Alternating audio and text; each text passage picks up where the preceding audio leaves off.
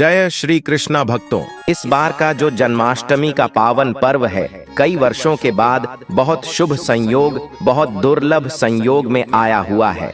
ऐसा माना जाता है जैसे कि श्रीमद् भगवद गीता में, भगवत पुराण में ऐसा लिखा हुआ है कि भगवान श्री कृष्ण का जन्म हुआ था भाद्रपद मास के कृष्ण पक्ष की अष्टमी तिथि को, सोमवार का दिन था।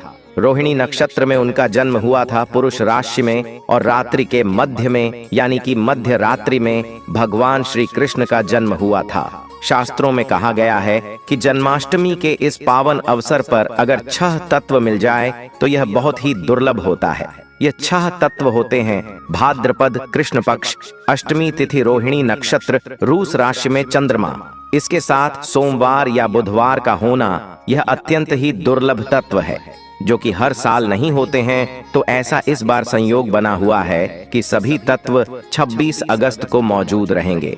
26 अगस्त को इस बार की जन्माष्टमी का पावन पर्व होगा। सोमवार का दिन होगा, सुबह से ही अष्टमी तिथि रहेगी और रात्रि में अर्धरात्रि तक अष्टमी तिथि व्याप्त रहेगी, जिससे कि इसी रात नवमी तिथि भी आरंभ हो जाएगी। इन सभी संयोगों के साथ रोहिणी नक्षत्र भी 27 अगस्त को है। तो ऐसे में इन संयोगों को लेकर धार्मिक विषयों के बारे में अगर बात की जाए तो इस बार की जन्माष्टमी बहुत महत्वपूर्ण है। सभी कामनाओं को पूर्ण करने वाली, शीघ्र ही फल देने वाली है। तो अगर आप व्रत करते हैं, अत्यंत श्रेष्ठ है। जो लोग पहले से व्रत करते आ रहे हैं उनके लिए तो बहुत ही शुभ योग है, और जो लोग पहली बार व्रत शुरू करना चाहते हैं तो बहुत दुर्लभ संयोग है। इस बार अगर आप व्रत शुरू करते हैं तो कई गुना फल आपको प्राप्त होता है। अगर आप अपने जीवन में सुख समृद्धि पाना चाहते हैं, आप अपनी हर एक मनोकामना पूरी करना चाहते हैं, तो आपको हम बता दें कि अगर आप लड्डू गोपाल यानी कि श्री कृष्ण की कुछ ऐसी वस्तुएं हैं, अगर आप कुछ ऐसी चीज हैं जिन्हें आप अगर जन्माष्टमी के दिन या फिर जन्माष्टमी से एक दिन पहले अगर आप इन चीजों को अपने घर ले आते हैं तो मां के चलिए आपके भाग्य के तारे निराले हो जाएंगे। आप अपनी जीवन में जो भी परेशानी से जूझ रहे हैं वह हमेशा के लिए समाप्त हो जाएगी।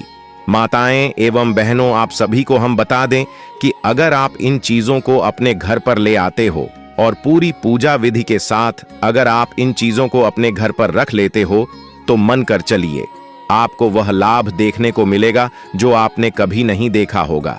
इसलिए अगर आप लड्डू गोपाल की कृपा पाना चाहते हैं, प्राप्त करना चाहते हैं, तो इस वीडियो को सच्चे दिल से लड्डू गोपाल जी के लिए एक लाइक जरूर ही कर दीजिए कि आखिर वह कौन सी वस्तुएं हैं जिन्हें अगर आप जन्माष्टमी के दिन अपने घर ले आते हैं तो आपकी हर एक मनोकामना, इच्छा एक दिन में ही यानी कि 24 घंटे के अंदर ही पूरी हो जाएगी। एवं आपके घर में अगर धन की कमी है या फिर कोई भी समस्या हो, वह एक दिन में ही समाप्त हो जाएगी। चलिए सभी बातों को हम बारी बारी से जान लेते हैं। जन्माष्टमी पर अब की बार जयंती सहित रोहिणी योग, जाने कृष्ण जन्माष्टमी पूजन का शुभ मुहूर्त। जन्माष्टमी का पर्व इस बार देश भर में 26 अगस्त सोमवार के दिन मनाया जाएगा। इस बार जन्माष्टमी पर जयंती योग का शुभ संयोग बना हुआ है। ऐसे में सबसे शुभ मुहूर्त में पूजा अर्चना करने से भक्तों को भगवान कृष्ण की विशेष कृपा मिलने वाली है।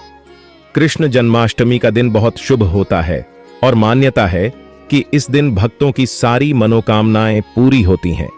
हालांकि इस दिन कुछ खास बातों का भी ध्यान रखना जरूरी होता है। आइए जानते हैं कि कृष्ण पूजा के दौरान कौन से काम शुभ नहीं माने जाते हैं। जन्माष्टमी के दिन भूलकर भी तुलसी के पत्ते नहीं तोड़ने चाहिए। भगवान विष्णु को श्री कृष्ण का अवतार माना जाता है। मान्यता के अनुसार तुलसी भगवान विष्णु को अत्यंत प्रिय हैं, इसलिए इस दिन तुलसी के पत्ते तोड़ना शुभ नहीं माना जाता है। आप सभी ऐसी गलती भूल कर भी ना करें, क्योंकि इससे घोर पाप लगने की आशंका बनी रहती है। इसलिए आप सभी को इस गलती को भूल कर भी नहीं करना चाहिए, नहीं तो आपके घर में कल इसका माहौल बन जाता है और ना ही अपने घर पर किसी को यह चीज करने दी। चलिए अगली गलती जान लेते हैं जो आपको भूल कर भी नहीं करनी चाहिए। जो लोग जन्माष्टमी का व्रत नहीं रखते हैं उन्हें भी इस दिन चावल नहीं खाना चाहिए। एकादशी और जन्माष्टमी के दिन चावल और जौ से बने भोज्य पदार्थ खाना वर्जित माना जाता है। माता एवं बहनों, आपको हम बता दें, इस दिन चावल होते हैं उन्हें आप भूल कर भी ना खाएं, यह अच्छा नहीं माना जाता। और लड्डू गोपाल को ऐसी चीज कभी भी अच्छी नहीं लगती है, जो कि आप अगर जन्माष्टमी के दिन ऐसी चीज खाते हैं तो यह बिल्कुल भी शुभ नहीं माना जाता, बल्कि अशुभ ही माना जाता है। इसलिए आप इन चीजों का सेवन भी भूल कर भी ना करें। आज के दिन लहसुन, प्याज या कोई भी अन्य तामसिक भोजन नहीं करना चाहिए। इस दिन घर में मांस और शराब नहीं लाना चाहिए। इस दिन प्याज और लहसुन को तो भूल कर भी नहीं खाना चाहिए, क्योंकि यह तामसिक भोजन में आते हैं और इन चीजों को आप भूल कर भी सेवन नहीं करना चाहिए, क्योंकि यह बिल्कुल भी अच्छा नहीं माना जाता। और लड्डू गोपाल भी इन चीजों का अगर आप जन्माष्टमी के दिन सेवन करते हैं तो लड्डू गोपाल आपके घर से दूर चले जाते हैं और वह नाराज हो जाते हैं। इसलिए आप इन चीजों का सेवन भूल कर भी ना करें तो आपके लिए यह बहुत ही शुभ और मंगलकारी माना जाएगा। कृष्ण जन्माष्टमी के दिन भूलकर भी किसी का अनादर ना करें। भगवान कृष्ण के लिए अमीर या गरीब सभी भक्त एक समान ही हैं। किसी भी गरीब का अपमान करने से श्री कृष्ण अप्रसन्न हो सकते हैं। जन्माष्टमी के दिन पेड्ढों को काटना भी अशुभ माना जाता है। श्री कृष्ण हर चीज में बसते हैं और हर चीज उनमें बसती है, बल्कि हो सके तो इस दिन ज्यादा से ज्यादा पेड़ लगाने चाहिए। इससे घर और परिवार में सुख और शांति बनी रहती है। जन्माष्टमी के दिन ब्रह्मचर्य का पालन करना अनिवार्य होता है। इस दिन पूरे पवित्र मन तन से भगवान की पूजा करनी चाहिए। इस दिन भूल कर भी गायों का अपमान नहीं करना चाहिए। भगवान कृष्ण को गायों से बहुत प्रेम था। कान्हा बचपन गायों के साथ ही खेलते थे। ऐसी मान्यता है कि जो भी गाय की पूजा करता है उसे श्री कृष्ण का आशीर्वाद जरूर मिलता है। जो लोग इस दिन व्रत रखते हुए उन्हें रात में 12 बजे से पहले अपना व्रत नहीं खोलना चाहिए। उससे पहले व्रत खोलने से पूजा का फल नहीं मिलता है और व्रत भी अधूरा माना जाता है। माताएं एवं पहलू चली, अब जान लेते हैं कि वह कौन सी ऐसी चीज हैं जिन्हें अगर आप लड्डू गोपाल की कृपा पाने के लिए, यानी कि लड्डू गोपाल की कृपा प्राप्त करने के लिए अगर आप जन्माष्टमी के दिन आप इन चीजों को खरीद कर अपने घर ले आते हैं तो मनकर चलिए आपका भाग्य बदल जाएगा। चलिए जान लेते हैं कौन सी है वह वस्तुएं जिन्हें अगर आप जन्माष्टमी के इतने पावन अवसर पर अपने घर ले आते हैं तो आपको वह लाभ देखने को मिलेगा जो आपने अपनी जिंदगी में कभी कल्पना भी नहीं की होगी। इसलिए हम सभी बातों को आप सभी को बारी बारी से बताएंगे। चलिए जान लेते हैं कौन सी है वह वस्तुएं जिन्हें अगर आप जन्माष्टमी के दिन घर ले आएंगे तो यह बहुत ही शुभ और मंगलकारी रहेगा। माताएं एवं बहनों, आप सभी को हम बता दें कि आपको ये तो याद ही होगा कि भगवान श्री कृष्ण को माखन बचपन से ही पसंद था। श्री कृष्ण घरों से माखन चुरा कर खाते थे, इसलिए उनको माखन चोर भी कहा जाता है। जन्माष्टमी के दिन अगर माखन में तुलसी डालकर भगवान श्री कृष्ण को अर्पण करते हैं तो सारी मनोकामनाएं पूर्ण होंगी। बांसुरी, जब भी आप भगवान श्री कृष्ण का चित्र देखते हैं तो उसमें बांसुरी अवश्य होती है। भगवान श्री कृष्ण को बांसुरी अति प्रिय है। बांसुरी प्रेम के कारण इन्हें बंशीधर के नाम से भी जाना जाता है। जन्माष्टमी के दिन आप चांदी या लकड़ी की बांसुरी खरीदकर भगवान श्री कृष्ण को चढ़ाएं। पूजा समाप्त होने के बाद उसे तिजोरी में रख दें। इससे घर की आर्थिक समस्या दूर होती है। गाय बछड़े की मूर्ति, ज्योतिष शास्त्र के अनुसार गाय में कई देवी देवताओं का वास होता है। अगर आप घर की बनी पहली रोटी गाय को खिलाते हैं तो सारे ग्रह दोष समाप्त हो जाते हैं। भगवान श्री कृष्ण को गाय से बेहद लगाव था। गाय के दूध से बना घी मक्खन वह खाते थे। इसलिए जन्माष्टमी के दिन गाय बछड़े की मूर्ति को आप घर के मंदिर या मकान के ईस्ट कोण में रखते हैं तो सुख समृद्धि की प्राप्ति होगी। झूला श्री कृष्ण के लड्डू गोपाल स्वरूप को हमेशा झूले में स्थापित किया जाता है, इसलिए लड्डू गोपाल को झूला अत्यंत पसंद है। जन्माष्टमी के दिन झूला खरीदकर लड्डू गोपाल को उसमें स्थापित करें। घर में सुख शांति बनी रहेगी। पीले फूल भगवान कृष्ण को बहुत प्रिय होते हैं, इसलिए घर में पीले फूल लाना चाहिए। पीले फूल सुख और समृद्धि का प्रतीक होते हैं। पीले फूलों को भगवान कृष्ण की पूजा में चढ़ाने से घर में सुख और समृद्धि आती है। पीले फूलों को घर में सजाने से घर की सुंदरता बढ़ती है। दही और मक्खन, भगवान कृष्ण को दही और मक्खन बहुत पसंद था, इसलिए घर में दही और मक्खन लाना चाहिए।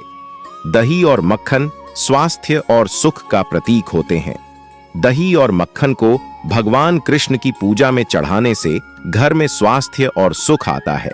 दही और मक्खन को घर में खाने से स्वास्थ्य अच्छा रहता है।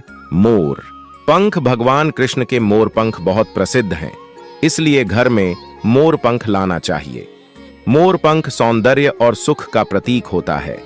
मोर पंख को भगवान कृष्ण की पूजा में चढ़ाने से घर में सौंदर्य और सुख आता है। मोर पंख को घर में सजाने से घर की सुंदरता बढ़ती है। बांसुरी भगवान कृष्ण बांसुरी बजाने में माहिर थे, इसलिए घर में बांसुरी लाना चाहिए। बांसुरी संगीत और सुख का प्रतीक होती है।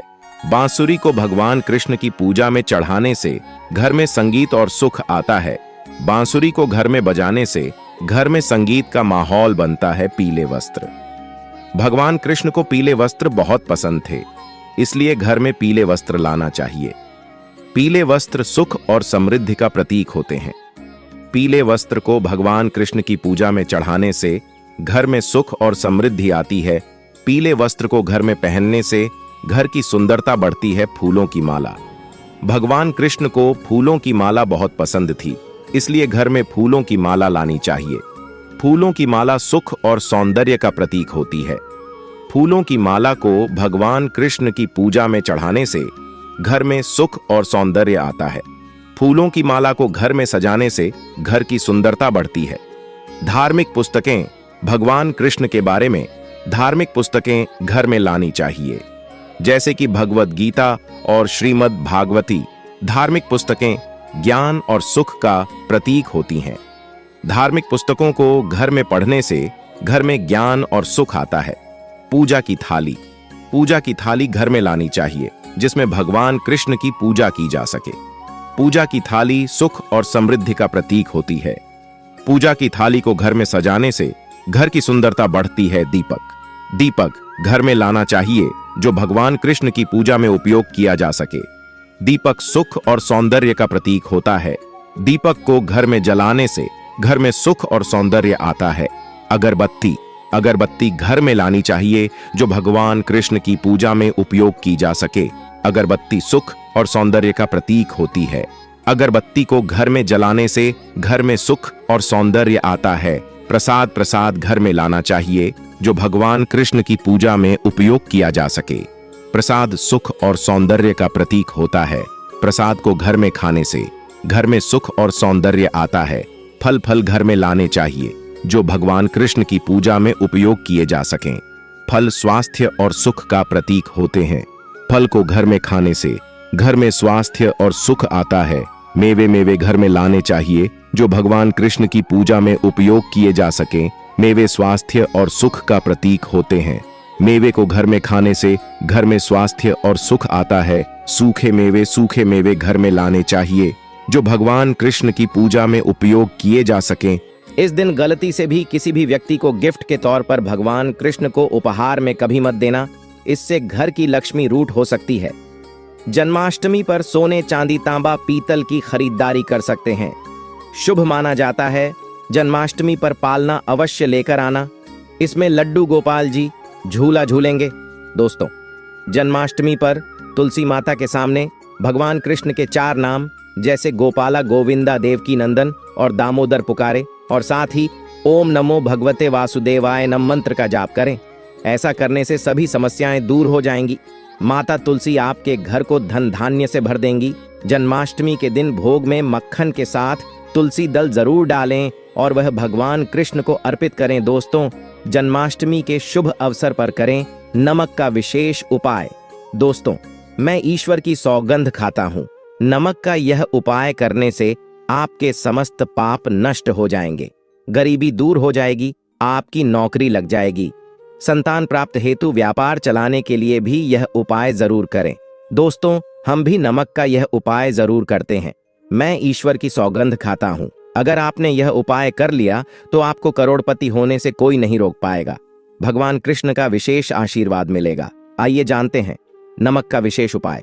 दोस्तों, उपाय है 1 नमक का पैकेट, 50 ग्राम सूखी लाल मिर्च, 500 ग्राम चावल, 100 ग्राम उड़द की दाल, 50 ग्राम आटा और 11 रुपये की दक्षिणा। तथा 1 पानी की बोतल और 5 रब के काले तिल। बस इतनी सी सामग्री एक थैली में एकत्रित कर ले दोस्तों। उसके बाद किसी भी गरीब बुजुर्ग या गरीब महिला को चुपके से दान दे दे और पीछे मुड़कर ना देखे, घर को वापस चले आए। दोस्तों, आप यकीन मानो, गुरु परंपरा से प्राप्त यह महा उपाय आपकी काया पलट कर रख देगा, दिन दुगुनी रात चौगुनी। आप तरक्की करेंगे। दोस्तों, यह उपाय हम भी जरूर करते हैं। महापुस्तक और शास्त्रों में लिखा महा उपाय आज हम आपको बता रहे हैं। यह उपाय जन्माष्टमी के दिन जरूर करें। आप भी यह मौका हाथों से मत जाने देना।